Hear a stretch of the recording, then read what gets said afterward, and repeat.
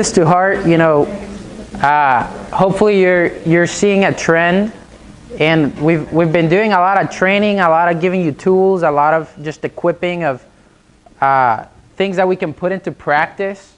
But I really hope this morning's lesson, what Todd shared, that it's loud and clear. It's what we started with, the Father's heart. We're talking about abiding, and though we're equipping you with tools, at the heart of it, Jesus is as clear as can be. He's the one that builds his church. If we're not abiding in him, we can't do anything.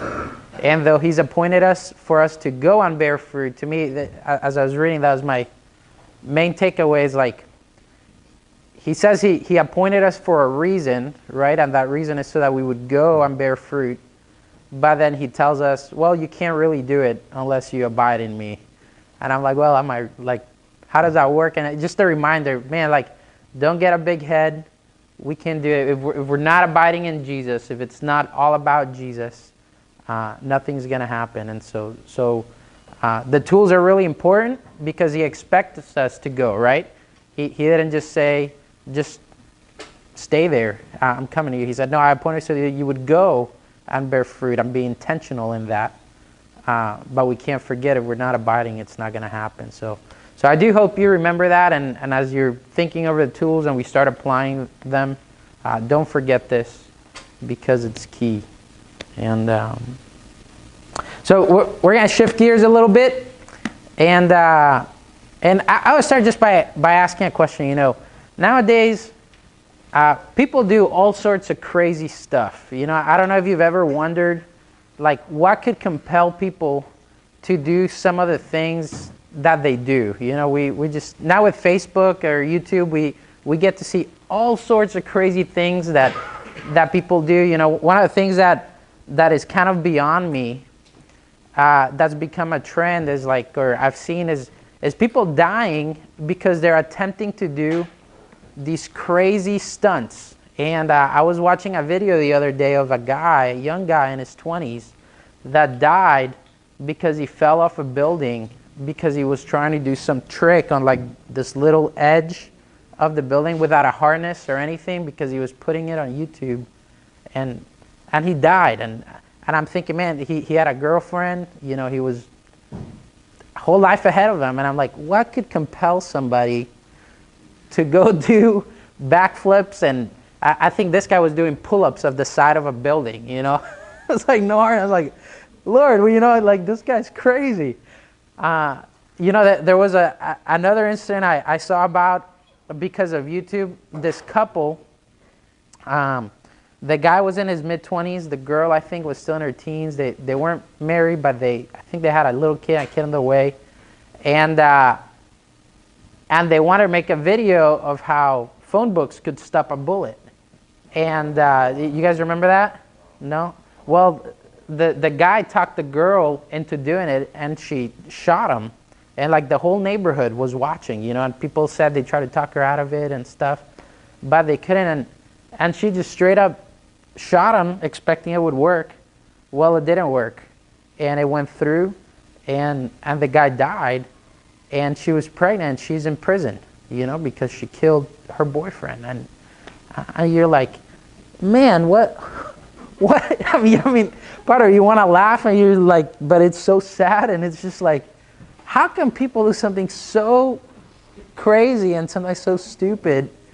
And, I was, again, on Facebook, I saw this, and right now, Shiite Muslims are celebrating, it's called the Ashura Festival, where they're mourning the death of one of Muhammad's grandsons. And the way in which they do that is that they literally just mutilate themselves. They take knives and they slice their heads open, and they're wearing white, and they walk around in the streets, just their heads totally cut open. Little kids, 10, 11 years old, their parents are cutting their heads, their foreheads open, and then these guys are walking in the streets, and they got these metal whips, and at the end there's these really sharp knives, and they're just beating themselves with these knives, and they're walking down the street, and it's happening all over Iran, Iraq, actually, which is kind of crazy to me, in Greece this was happening. They got wind of it. In London there was a mosque and you just wonder, like, man, why? How can somebody do something like this? And those are kind of extremes, but the truth is, all over the place people are doing things that whether consciously or subconsciously, something is driving them to do this. I'm just curious, what do you guys think? I shared 3 examples. Like, what do you guys think could compel somebody to do one of those things? Why? What? Okay. Attention. Yeah, so the YouTube people, clearly they wanted views, and so it could be attention. What else do you get with that attention? Money, fame. Yeah, so you could get famous and get interviews. You can make a lot of money. What else could drive people to do stuff like that? Maybe trying to get the thrill out of it.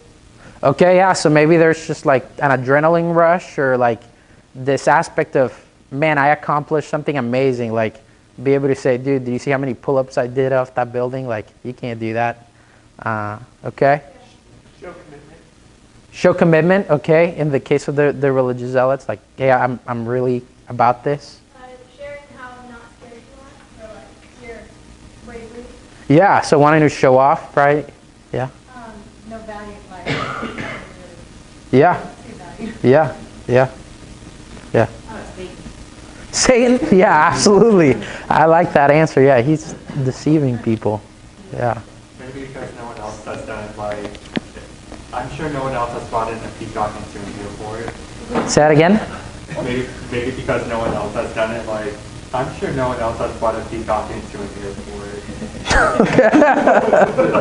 There you go. Yeah, that's true. There's these videos of these guys who go like and dive out on like over the gate to their balcony. Yeah. And like, cause they're at a hotel trying to get into the pool, and a lot of times they just smack. Like, get Oh. They do it like 8 straight times. Yeah. I really think, people do all this stuff, and again, I gave extreme examples, but we can think of things that hit a little closer to home, like maybe why somebody would give all of their free time and, most valuable years to, say, being dedicated to a sport, and people just give their life to wake up early, stay up late. Maybe they forgo relationships, they forgo friendships, to be an athlete, right? Or maybe we see it in our context. It could be more a dad who's missing out on his kids and loving his wife, and all he's doing is working, right? He's just at the office 24/7. That's his priority, and we see we see a lot of actions, like that people do, and you and I, if you think about your life, we do all sorts of stuff, like you guys are here, and a lot of people could wonder, like, well, why are these people here? Like, you're in college, most of you. You have 4 summers, and after those summers are gone, you're not going to have them anymore unless you become a teacher or you go on staff or something, but most of you are not gonna get to do this for the rest of your life, and people could look at you as like, what in the world? Like, you could be having fun, you could be watching Netflix, you could be making more money, and what I wanna suggest is that, in our world today, there are so many voices, and I would say most of them, like I agree with Mary, is Satan is out there, who is just telling us lies and lies of what's really important in life, of what really matters. And consciously or unconsciously, different people begin to believe those lies. And, I think of the Muslims, like, man, like Leo was saying, what a showing of devotion that they think, man, I'm following God, I'm trying to honor God. And can you imagine slicing the forehead of your kid open for God? Like, that is crazy, like we think about it as like, Lord, but somehow these people have really come to believe that, like, this is pleasing to God, and I'm honoring God, and they believed it. Do they fail because of like infections and stuff? I don't know. I would imagine nowadays that's probably not that big an issue. Like afterwards, they were showing pictures of like them bandaging themselves up, but in the past, I'm sure that was probably true. Yeah. Or like the dude that fell off the building, like he really believed, like, man, the way I'm gonna make a statement in the world is like I'm gonna show people what I can do. Or maybe it was just money, and he was like, he really didn't care about his life. He didn't think it was that valuable that he would risk it for, a couple million views, or I don't know how much money you make of a couple million views of YouTube. It's 3 million views. It's $2,320. There you go. That's very specific. Good job, Justin. That's yeah, multi-million channel coming up. He knows what's up. But so there's a lot of lies or things that we can believe.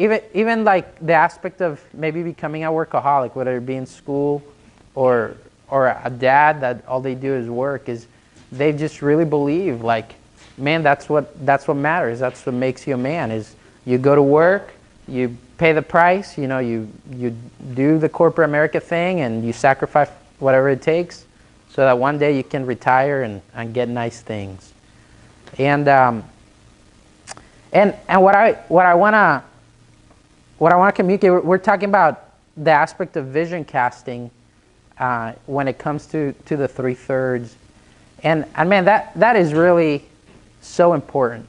Often we can skip it and we can forgo it, but I want to urge you guys. I was thinking of a verse, 2 verses in Hebrews 3:12 and 13. It says that, "Take care, brethren, that there not be in any one of you an evil, unbelieving heart that falls away from the living God. But encourage one another day after day, as long as it's still called today, so that none of you will be hardened by the deceitfulness of sin." That's Hebrews 3:12 and 13. I'll read again. "Take care, brethren, that there not be in any one of you an evil, unbelieving heart that falls away from the living God, but encourage one another day after day, as long as it's still called today, so that none of you will be hardened by the deceitfulness of sin." And the other one, hopefully it's familiar as well, it's Romans 12, verse 2. That says, "And do not be conformed to this world, but be transformed by the renewing of your mind, so that you may prove what the will of God is, that which is good and acceptable and perfect." And the truth is that we live in a world that is trying to deceive us. There's lies all around us. The world is fighting for your time, is fighting for your priorities. Satan wants you to believe that things that are not important are important, and he wants you to give your life to that. He wants you to waste it.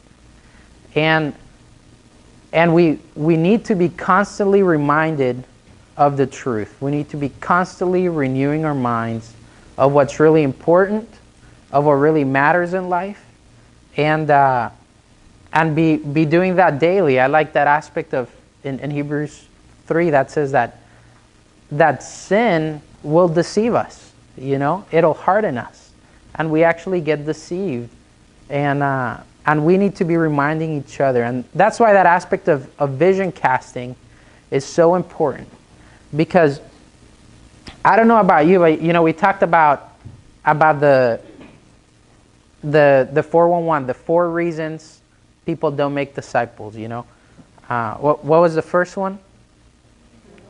Why? Right? We don't know why we should make disciples.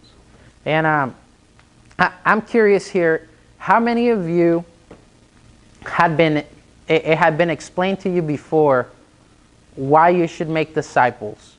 And like this wasn't the first time that you heard, hey, it's because who you are, it's your identity. But you had actually a reason of why it was expected of you to make disciples. Who knew that before Link? Okay, so most of us had a reason why, right? And I'm going to ask, since you learned why it was important to make disciples, has anyone ever gone through a season where you just didn't make disciples, even though you knew why? Like you knew that you had to do it, you knew why, you knew what, you knew all this stuff, but you still didn't do it. Have you been through that? Yeah, me too. And what I want to highlight is that aspect of envisioning people is we need a constant reminder of what we have to give our lives to. Because vision, it's been described as a leaky bucket, It's kind of like you go to an event like this, you get pumped, you get all these tools, you connect with the Lord. Man, you're around people that are excited. You're going to be here at Link. The Lord's going to let you see all sorts of cool stuff happen. And then you get out of Link, and then you get back to the routine of class. Maybe your daily morning prayer times and quiet times, you forgo them, and now you're more on Facebook, or your professors are telling you one thing, your other friends are telling you another thing, and all of a sudden that which was a priority doesn't become a priority. And it's not that you don't know why anymore, or you don't know what to do. It's that all these things that the devil is throwing at you all of a sudden replace what you know is most important. We begin to believe and be deceived that, well, it's important, but really this is more important. Or maybe it becomes, you don't think it's more important, but you begin to care, hey, my pleasure is more important. Or like Barbara shared the story this morning of Jesus, maybe you say, well, I'm kind of tired, it's more important that I rest. Or whatever it may be. Does that make sense? And so envisioning people is really, really, really important. And when we talk about that vision piece in the 3/3, what I want to try to urge you guys to do is, it can be easy to think of a lot of different types of vision casts in terms of like, hey, let's envision you to be in the Word or to grow in love, and all those things are really important. And what I want to urge us to do is really I'm not saying don't vision cast about those things, but the devil really, really doesn't want us to be about the gospel. He really, really doesn't want us to have the lost in our mind. And that is such a key aspect. When we're doing the different parts of the 3/3, you're going to care about each other, so you're going to be showing love. That's built into it. We're doing worship. We're doing loving God. We're thanking God for what He's doing. We're talking about accountability. In there, it's that aspect of, are you in the Word? What are you learning? So those things are built into the 3/3. And it's so easy to forego a focus on the lost, that if we keep doing that, it's just going to go out of our minds. We're going to get busy with other stuff. And so I want to urge you guys, when we talk about that vision cast, try to prioritize it to always be about no place left. How we're going to encourage people to have a broken heart towards lostness. How we're going to encourage people to have a heart that compels them to go and share the gospel. I imagine everyone sitting here has a why of why they're here. You could be somewhere else, but somebody must have cast a vision before you that made you think, hey, this is more valuable than being at home relaxing, or than being at the beach all summer. This is more important, and now you're here. And that's what we need to get in the habit of doing. Who here loves, like, just they get up and they dream of going to start gospel conversations? Is anybody like that? Justin? That's awesome. I don't. Every time I'm about to go share, I'm like, oh man, I don't want to do this right now. I just rather stay home. But something compels me to go. And if I'm not constantly reminded of why I should be going, I'm not going to go, because it's more comfortable to stay home and watch TV or get busy doing something else. And so what we're going to do, for the next few minutes, it's, that vision casting piece is one of those that it's kind of like, I can share something that gets you excited. You're like, yeah, it's very important. But then it's like, what do I do? Okay, how do I actually envision people? And so what I'm going to do is I've asked different ones to share different types of vision cast that they have and they've done. And what we're going to do is we're going to model different ones. And then in your groups, with a training buddy, you're going to have a chance to either repeat the vision cast that was shared, and you could just make it your own. Most of the vision casts that I use, I just stole them from somebody else. From time to time, I come up with something, and usually those are my worst ones. And so I steal whatever sounds good, and so we'll give you an opportunity to just listen to it, practice it, and if you have another one, an example that fits into that kind of category, then we'll share it. And so we'll start out with, let's see. Let's start with, one of the things that we can use to our advantage is current events.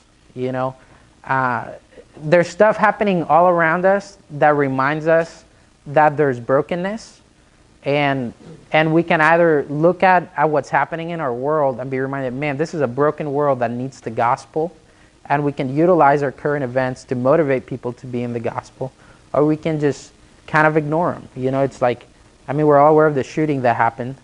I was talking to Burke, and he was saying, does it even enter our mind, like when we think of that, does our mind go to policies or, the debates that are coming or anger? Does it even enter our mind like, hey, if the statistics are true, 9 out of those 10 people are probably in hell right now.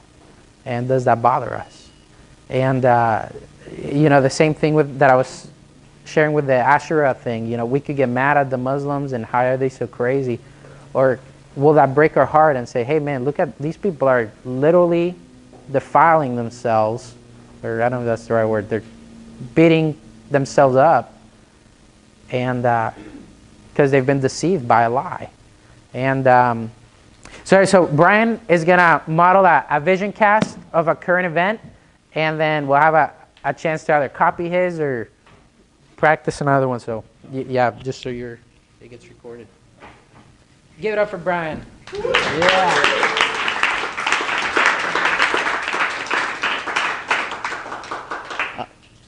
So I'm the current events guy.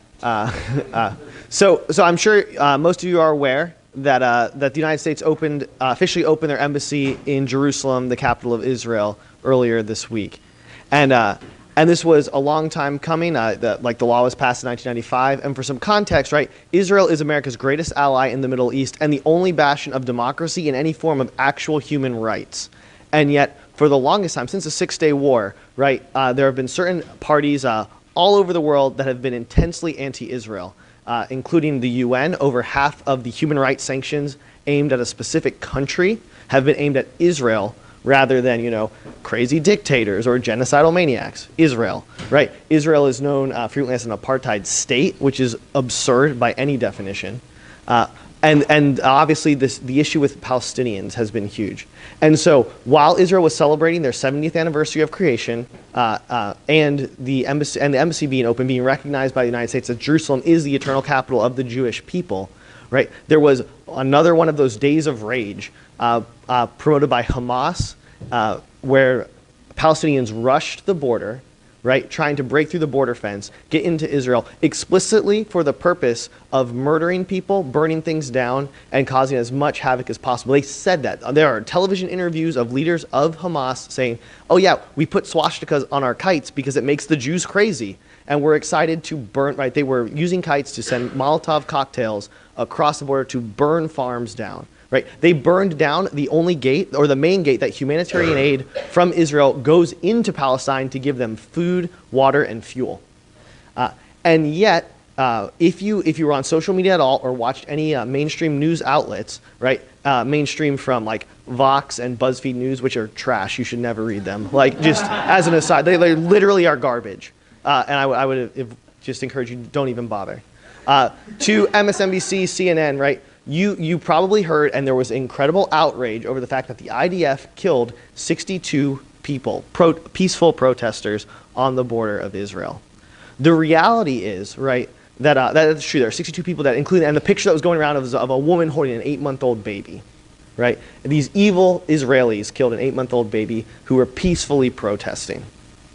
And it's not untrue that 62 people died. The reality is 50 of them were Hamas terrorists, right, which is conveniently left out. 3 more were from Islamic Jihad, and that baby died of a heart condition, nothing to do with the protest. And yet that was all left out. And so there was this fomented rage against Israel. People you have people in GCL were posting about how terrible what Israel had done was. And I was struck with, like, wow, this is just blatant lies and irresponsible reporting. And I was like, my goodness, what a picture for us, right? I think, like, again, Israel is the bastion of freedom in the Middle East. And when I think of that, like, my goodness, the church is the bastion of freedom cosmically, right? And we have a powerful message, and we can't fight back, right? Like, Israel could have had every right to kill tens of thousands of people who were trying to illegally cross the border, but it certainly wouldn't play well, and yet there are so many lies being spread about them as hateful, as bigots, as monsters, right? It was really ironic to me how people had no problem calling the Israelis monsters and then freaking out over Trump calling people from MS-13 animals. Just that dichotomy was disgusting. And I think for us, as we're motivated to go out and share the gospel, like, we do have the truth, and there are people who need it, right? The Palestinians' lives would be better if they did not fight Israel, but rather embrace the principles that is putting forward. How much more so for the church that feels very much in this culture embattled, right? With just so many lies coming from the devil, from the culture about us being racist, bigots, sexist, homophobes, or whatever, and even from the flesh of the people with whom we're sharing. And so as we go out with restraint, not with contempt or hatred, but rather saying, like, man, we pity these people, and we're doing everything we can to help them, and we want to see for their good. And so for me, when I look at Israel, I look at all the attacks around it, and I relate to them on a spiritual level, that we too, while the Church of Christ is unquestionably advancing, and we get to be part of the vanguard of that as we take the gospel to a lost and dying world, that we can have that same that same love and restraint in trying to do good for them, even as they see us as the enemy. So I hope that is helpful. Thanks, Brian.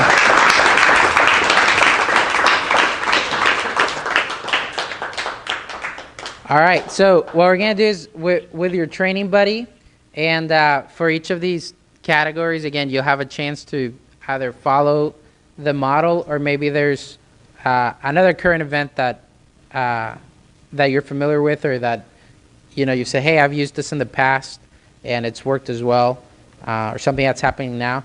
But just practice with your buddy, sharing how something that's happening now can motivate us to go share the gospel. So I'll just give you a couple minutes and then go.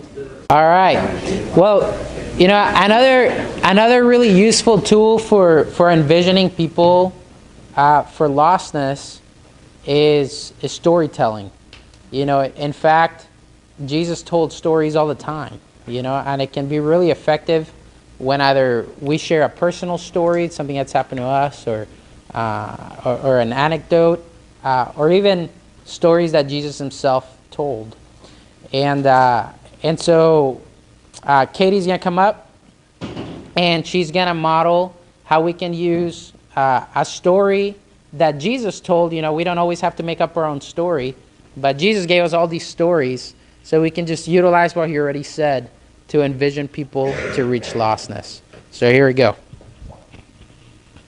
So Jesus was telling the story about a man a rich man. Says he wore purple clothes every day, and purple signifies being rich, the color of royalty. And so he was living lavishly, and Jesus also told about a man named Lazarus who was a beggar. He was very poor. He sat out at the gate of this rich man's house, just hoping to get the crumbs from this man's table. And it was really sad. Like, the dogs were coming up and licking his sores, and no one was really paying attention to him. And what happened was both of them ended up dying.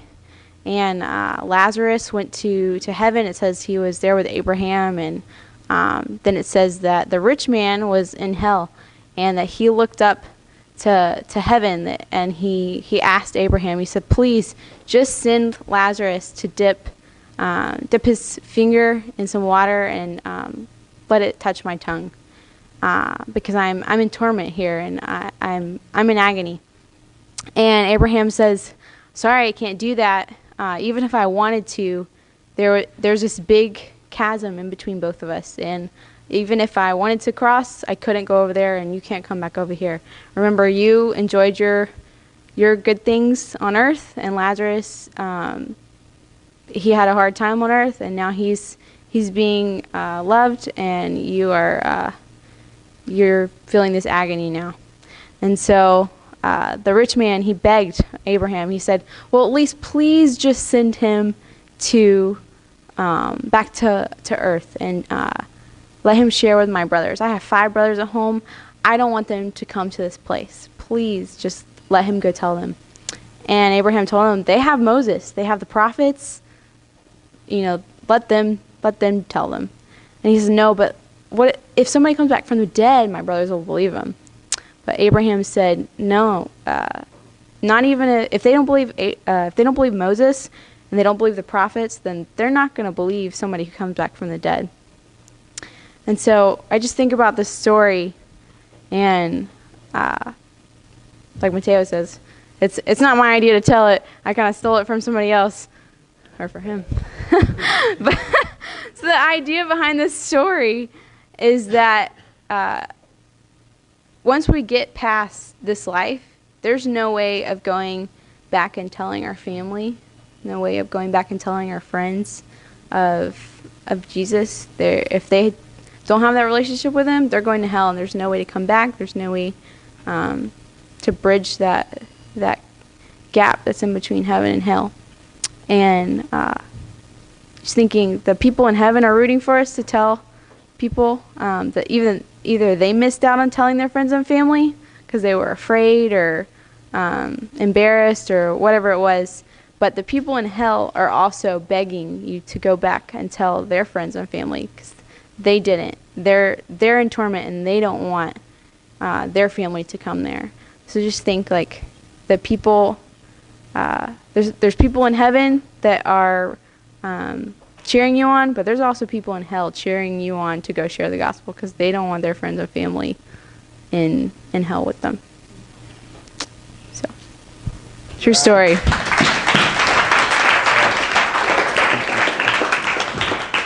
All right. So, that's one of many stories that Jesus told that can motivate us to want to share the gospel with the lost. And so again, with your buddy, you can share that. This morning we heard one from Barbara about Jesus. And so maybe you have another story that you use. You can share that with your buddy if you do. If you don't, just practice the one that you just heard. Go. All right. So Jesus has given us a bunch of stories. There's a bunch of stories in the Bible that we can use to vision cast. And sometimes it's helpful to either just tell a personal story or even a story that you've made up to communicate a point. And so Keegan's going to show us an example of a story he uses to envision people. Cool. Yeah, give it up for Keegan.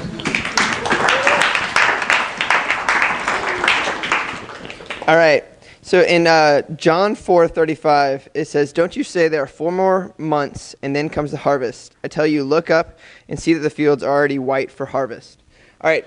So we're going to do something together. I want everybody to close their eyes. All right, so close your eyes. All right, we're gonna get your kind of creative side going. I want you to just picture a giant field, huge field, right? And it's full of these white flowers, okay? And it's massive. It's as far as the eye can see, all right? And you are given a paintbrush, and it's a magic paintbrush. And someone comes up and says, here's your paintbrush. You are to touch every single flower and turn it from white to red. All right.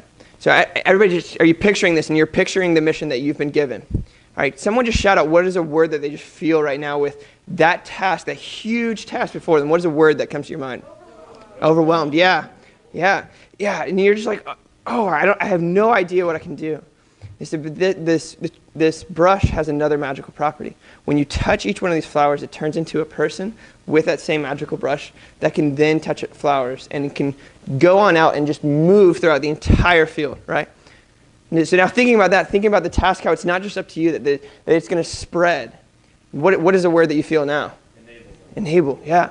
All right, so open your eyes. So that's what Jesus is asking. He's not asking us, God's desire is for the entire world, that huge field, right? But he's not like, all right, Brian, you are going to go to every single person in the entire world, and that is your task, right? No, that is not what he's saying. He's saying the field is white for harvest. Let's go. Let's find people who are going to come in and join us, right? Let's go and tell other people the good news, and when they hear it, they're going to receive it, and they're going to go and do this. So it's not just up to you, right? Let's all find one more, right? Because if we can find one more, and we can get them to join up in the mission, and we can get them to go and reach their friends and family, and they can go and find one more, right? How many people think that in this year you can find one person who will really join in with you to share the gospel with others, right? How many people think they can do that? How about in the next month? Do you think you could just find one person in the next month, right? You think you can do that? How about this next week? Do you think in this next week you can find just one person, right? One person this next week. You think you can do that? All right. Hey, let's do that, right? Let's understand that God is not giving us an impossible task, right? He's given us his Spirit, that helper with us, and he's just said, hey, let's have the mission to every week. Let's just find one, right? Let's just find one. So I want to read the next verse in that chapter. It says, the one who reaps receives pay and gathers fruit for eternal life, so that the one who sows and the one who reaps can rejoice together. Right? So realize this, that as we're going and we're sowing, we might see someone come to Christ. Someone else might have sowed the seed there beforehand, right? So we're going to go and we're going to faithfully sow. We might not see that person come to know Christ, but someone else might. We are called to sow and to reap. So let's go. Let's find that one in this coming week, and let's just rejoice when God is allowing us to do that. All right. Thanks, man. All right, so again, practice, you could use that illustration of the field and the flower and urging your partner to go find one more. And or if you have another illustration you want to practice and teach your partner, but just practice it.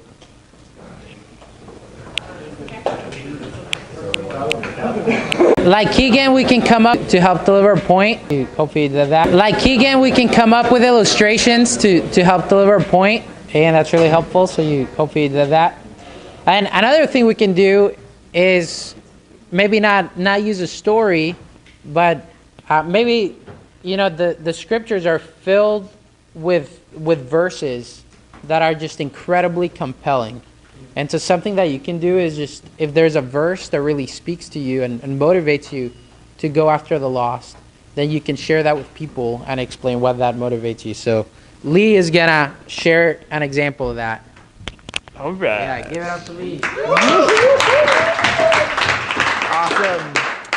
So I read a verse the other day that really made me think, because I love being comfortable, and I love the group of people that God has me around.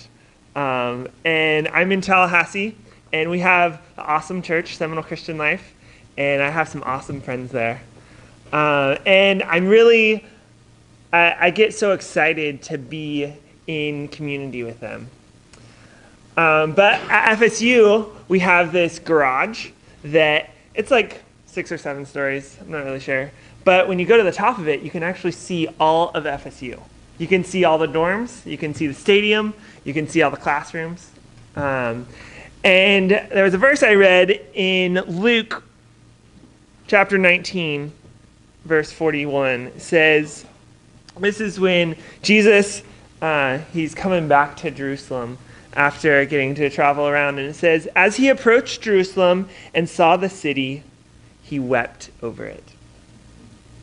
So he's been with his disciples, right? He's been with his disciples, enjoying time, getting to train and love them and build them up. But then he was approaching his city, just kind of like I can approach FSU and I can remember, oh man, I have my friends, I have the people that I'm around. But then I'm kind of hit by the fact that there's all these people at FSU that are hurting, that are broken, that are pursuing things that are not going to bring satisfaction. And what's my reaction? Is it going to be, oh, doesn't matter, I'm just going to go back to where I'm comfortable? Or is it going to be Jesus' reaction where he wept? He knew that they were not pursuing the things that were going to bring them peace. And later on in that passage, it just says that he wept because he knew that they were not going to be with him for eternity. And so what's our reaction when we go and we see UCF, when we see Fun Spot? Are we going to be like, oh, at least I have a couple friends that I'm comfortable with? Or are we going to choose to weep like Jesus wept?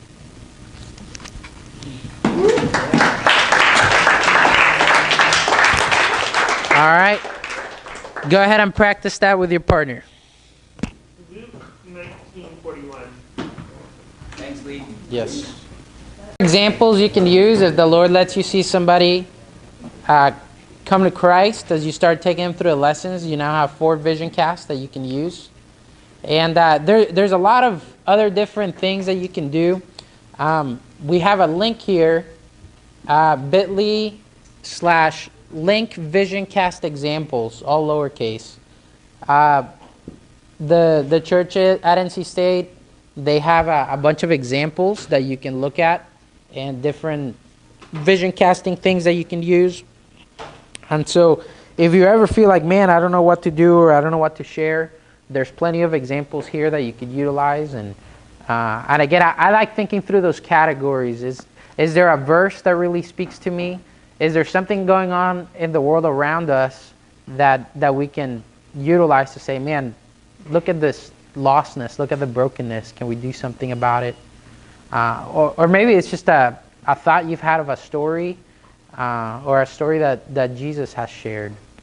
And, so something that really gets me, and as we move into the next thing we're going to talk about is Jesus, he didn't only ask us to go make disciples, right?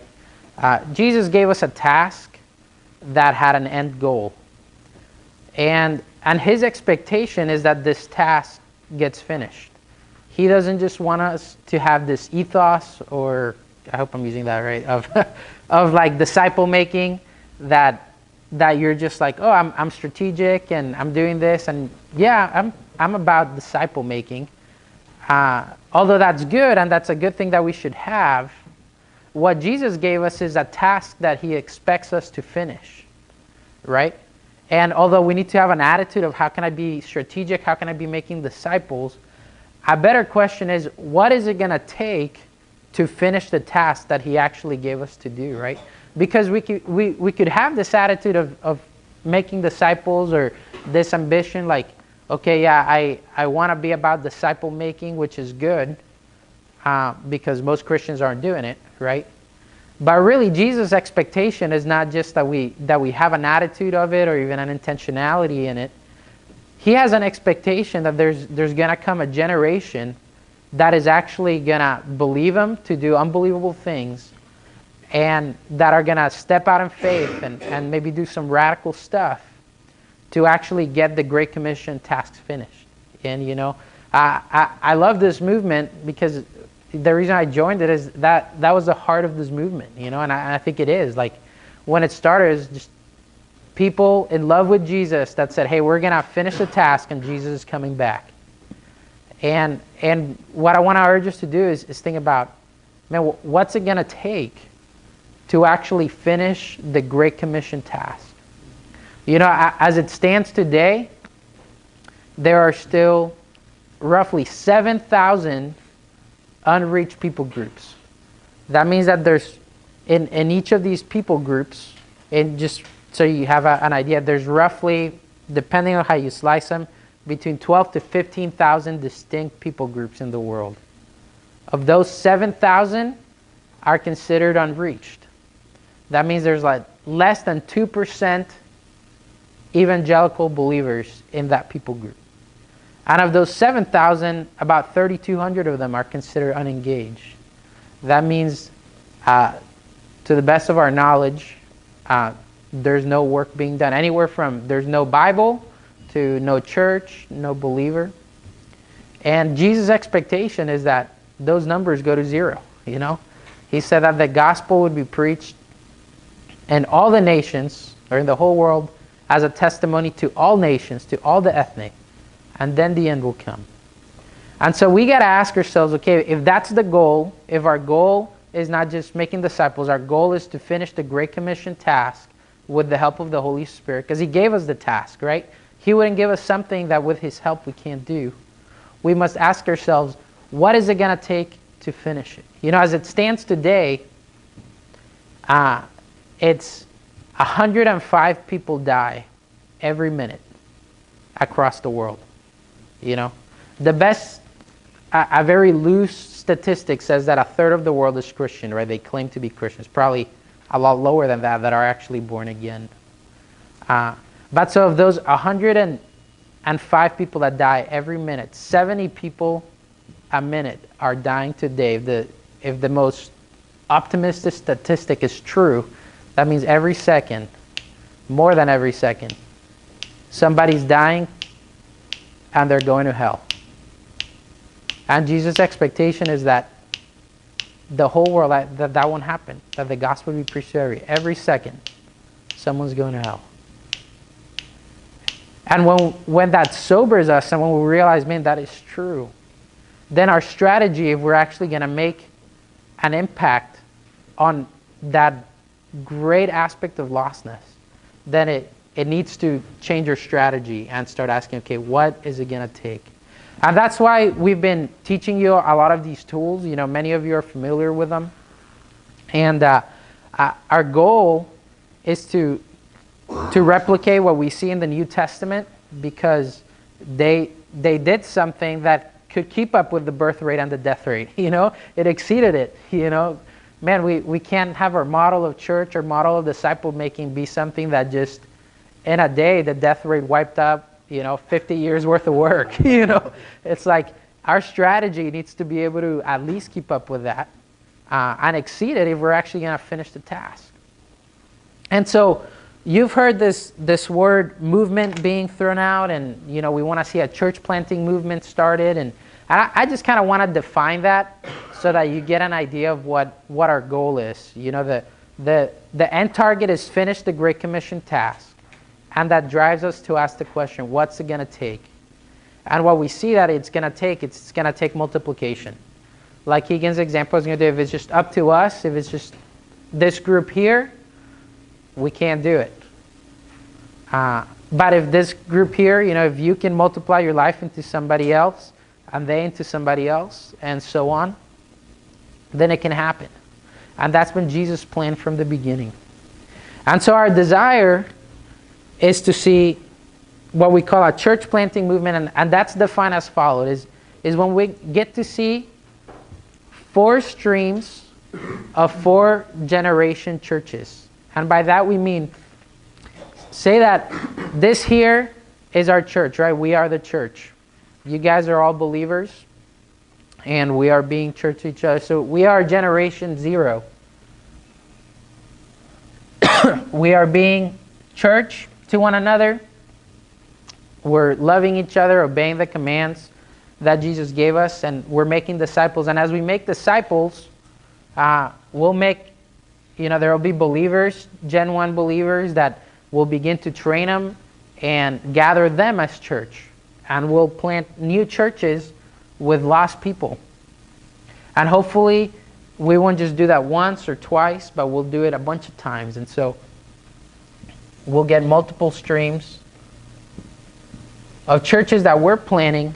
But the goal is that as we're multiplying our life and we know how to be church, we're training people how to be church, that they in turn will take that identity, they'll take the skills and the vision and mission and start doing it themselves, and they begin to pass that DNA on. And so they begin to start new churches and so on, and then their disciples plant new churches to the fourth generation and beyond. And what has been observed throughout history when we're looking at movements is that this kind of benchmark of 4 streams of 4 generation churches, when this happens, the DNA that is being passed down is strong enough to replicate to this point, then it's just going to blow up. Like, it's just going to be spontaneous multiplication. Like, as we saw the Acts study, we saw the video, it was just believers were being multiplied and just people were running with it, and the gospel was spreading like crazy. And this is our prayer, that we would get to see a movement of disciples and churches that are being multiplied to the 4th generation and beyond. And we believe if we can effectively catalyze movement, then, it's what Jesus did, it's what the disciples did. It gives us a strategy that can actually, beat the death rate, beat the birth rate, and we can actually finish the task in our generation. And I believe we can do it. I really do. And I hope you guys do as well.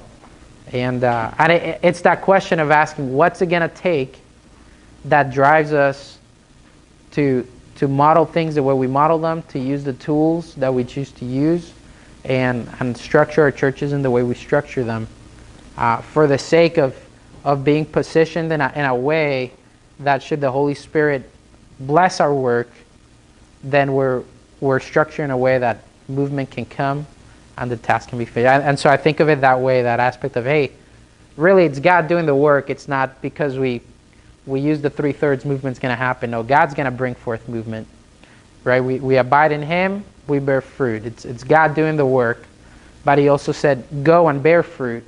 And so we need to be positioned in a way that when the Holy Spirit blesses the work, are we going to steward it so that it can actually maximize the impact? So, is that clear? Yeah, questions?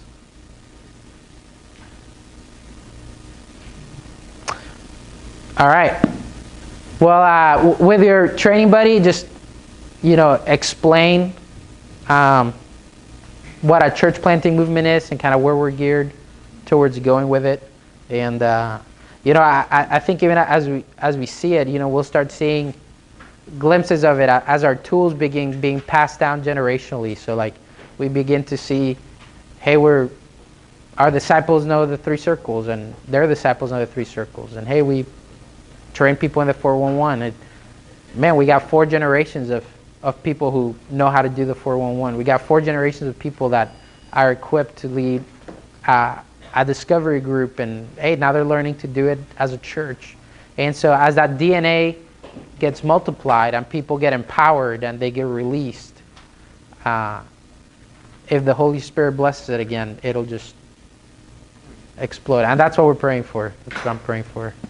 So, all right. So, review that.